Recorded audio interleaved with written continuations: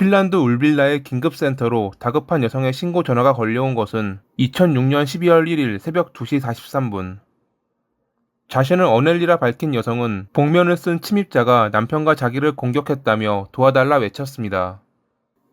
여기 살인자가 있습니다. 빨리 와주세요. 경찰이 출동했을 땐 범인은 도망친 상태였고 침실에 쓰러져 있는 어넬리의 남편 라흐티는 사망한 뒤였습니다. 그리고 3년 뒤 어넬리는 남편을 살해했다고 의심받으며 체포됐죠.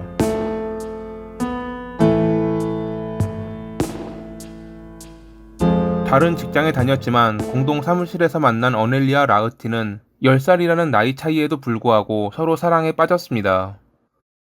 라흐티는 아내가 있었고 어넬리는 남자친구와 동거하고 있었지만 이미 눈이 맞아버린 둘에게는 중요하지 않았죠. 결국 얼마 안가 어넬리가 라흐티의 아이를 임신. 처음 그녀의 남자친구는 자기의 아이를 임신한 줄 알았지만 6개월 뒤 사실을 알게 되자 떠났고, 이 시기 라흐티 역시 아내와 이혼. 1998년에 둘은 결혼해 총 4명의 자녀를 두며 행복한 가정을 꾸렸습니다. 2002년에 사회심리학을 전공했던 라흐티는 핀란드의 제조업체 루바타 오이의 인력개발 매니저로 스카우트되며 울빌라로 이사했습니다. 생각보다 업무 강도는 고됐고 라흐티는 항상 지쳐 있었습니다.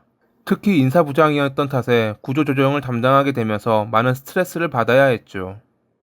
그럼에도 그는 가족들이 있었기에 힘낼 수 있었습니다. 2006년에는 오랜만에 가족 여행을 갔고 아내에게 달콤한 말을 속삭이며 언제나 영원할 것 같은 사랑을 전했죠. 그리고 그해 12월, 집에 침입한 괴한에게 라흐티가 살해되며 그들이 꿈꾸었던 행복은 물거품이 되어 사라졌습니다. 당시 현장을 확인한 경찰은 테라스로 통하는 창문이 깨져 있는 것을 확인했고, 집 내부에서 범인이 그들을 공격할 때 사용한 흉기 하나와 라흐티가 저항할 때 사용한 혈흔이 묻은 장작 조각을 발견했습니다. 그를 죽음에 이르게 한 상처는 머리에 남아있던 깊이 들어간 상처로 쇠 지렛대 정도의 강도를 가진 둔기였다는 추측이 나왔지만 이 또 다른 흉기는 끝내 발견되지 않았습니다. 라흐티의 몸에 남은 60군데가 넘는 자상은 금품을 노린 강도가 아닌 원한을 가진 이의 범행이라 의심하기에 충분했습니다. 경찰은 함께 공격받았지만 살아남아 병원으로 이송된 어넬리를 찾아가 무슨 일이 있었던 것인지 물었습니다. 그녀의 말에 따르면 사건 전날 출장을 마치고 저녁 11시쯤 남편이 귀가했고 둘은 이야기를 하다 2시간 뒤인 다음날 새벽 1시쯤 잠에 들었다고 합니다. 그리고 새벽 2시 40분 무렵 창문이 깨지는 소리에 놀라 잠에서 깼는데 검은 옷을 입고 얼굴을 가린 범인이 그들을 공격했고 라흐티는 침대 옆에 있던 장작 조각을 들고 저항했습니다. 둘이 대치하는 사이 뒤에서 어넬리가 달려들자 범인은 몸을 돌려 그녀를 공격. 상처 입은 그녀에게 다가오는 범인을 남편이 막아섰습니다. 그 사이 그녀는 아이들에게 위험을 알리며 부엌으로 달려가 112로 전화했던 것이었죠. 이 소란에 깨어난 아이는 당시 9살이었던 장녀 한 명뿐, 다른 아이들은 계속 잠들어 있었다고 합니다. 전화로 상황을 설명하며 다가온 장녀를 안심시키던 그녀는 남편의 도와달라는 외침에 장녀에게 전화를 맡기고 침실로 달려갔지만 힘에 부쳐 범인의 공격을 피해 다시 부엌으로 도망쳤습니다. 총 4분간의 신고 전화 동안 그녀가 장녀에게 전화를 맡기고 침실로 갔던 시간은 대략 1분. 당시 장녀는 검은 옷을 입은 범인이 아버지를 살해한 뒤 달아나는 것을 보았다고 증언했죠. 범인은 생각보다 많은 증거를 현장에 남겼습니다. 공격 당시 사용한 흉기를 비롯해 침대 위에 혈흔이 묻은 장갑을 버리고 갔는데 경찰은 이것과 연관되는 이상한 증거를 하나 더 발견합니다. 범인이 침입한 창문 틀에 남아있는 붉은 자국. 이는 혈흔이 묻은 장갑을 낀 상태로 틀을 짚었을 때 남는 자국이었죠. 범인은 무엇 때문에 중요한 증거가 될지도 모르는 장갑 하나를 침실에 보란듯이 버리고 갔던 것일까요? 이 밖에도 이상한 점은 또 있었습니다. 범인은 테라스에서 침실로 통하는 창문을 깨고 들어왔는데 테라스 쪽에 유리 파편이 더 많이 떨어져 있었던 것입니다. 범인이 테라스 쪽에서 깼다면 원래 침실 쪽으로 유리 파편이 더 많이 떨어져 있어야 하는 것이 보통인데 이는 완전 반대였던 것이죠. 그리고 후에 추가 조사 결과 현장에선 갈색 합성 섬유가 발견되었는데 범인에게 공격을 받았다는 어넬리의 옷에선 섬유가 나오지 않았습니다. 사망한 라흐티의 옷과 손톱을 비롯해 흉기와 테라스, 창틀에서도 그 섬유가 발견됐는데 말이죠. 일이 되자 경찰은 현장에서 발견된 증거들의 이상한 점을 짚으며 어넬리가 범인이고 모든 것을 꾸민 것은 아닐까 하는 결론에 도달했습니다. 2008년 8월에 새로 임명된 수사관은 그녀가 범인이라 확신하며 조사를 벌였습니다.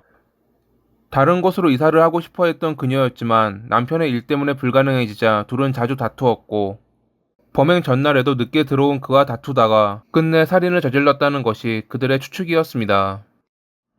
남편의 사망이라는 큰일을 겪었지만 침착한 태도로 경찰과 대화를 나눴던 그녀를 의심. 이때 그녀는 병원에서 진정제를 맞은 직후라 침착함을 유지했던 것이었지만 그들에게는 이러한 사실은 중요하지 않았습니다. 여러 이상한 점과 범인을 꼭 잡아야 된다는 목적의식이 합쳐지며 의심스러운 그녀를 범인으로 점찍은 것이었죠.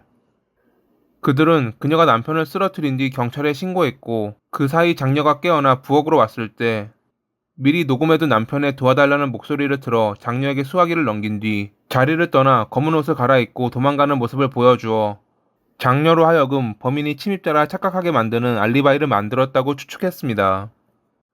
증거를 찾기 위해 비밀 경찰관이 그녀에게 접근해 7개월 동안 애인으로 지내고 불법으로 그녀의 집과 전화를 도청하기도 했죠.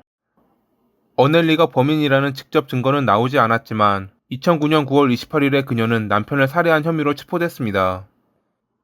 체포되고 며칠 뒤 그녀는 자신이 범인이라고 자백했는데, 거의 잠을 자지 않고 몇 시간 동안 신문을 받았기에 했던 강압 자백이라며 후에 번복했습니다.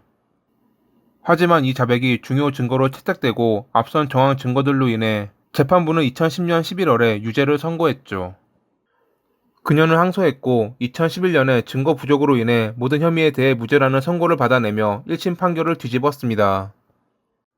검찰 역시 이에 불복하며 항소. 2013년 12월에 사타쿤타 지방법원은 2대1의 판결로 그녀에게 종신형을 선고하며 다시 판결은 뒤집어졌죠. 그리고 다시 어넬리의 항소로 이어진 재판에서 항소법원은 그녀가 범행 현장을 꾸몄다는 사실이 입증되지 않았고, 증거를 토대로 외부 가해자의 존재도 배제할 수 없으며 긴급구조 통화 당시 녹음된 부분이 포함되어 있다는 검찰의 주장을 받아들일 수 없다며 무죄를 선고했죠. 이 뒤로 2015년 12월에 핀란드 대법원이 검찰의 항소를 기각. 최종적으로 그녀는 무죄 판결을 받으며 길었던 법정 공방은 막을 내렸습니다. 그녀는 살인죄로 600일 이상을 감옥에서 보냈는데 후에 약 50만 유로, 하나로 약 7억 원에 해당하는 보상금을 받게 되었죠. 여담으로 흉기와 장작 조각에는 라흐티의 DNA 말고도 식별되지 않은 이의 DNA가 발견됐고 경찰은 이를 범인의 것으로 추정.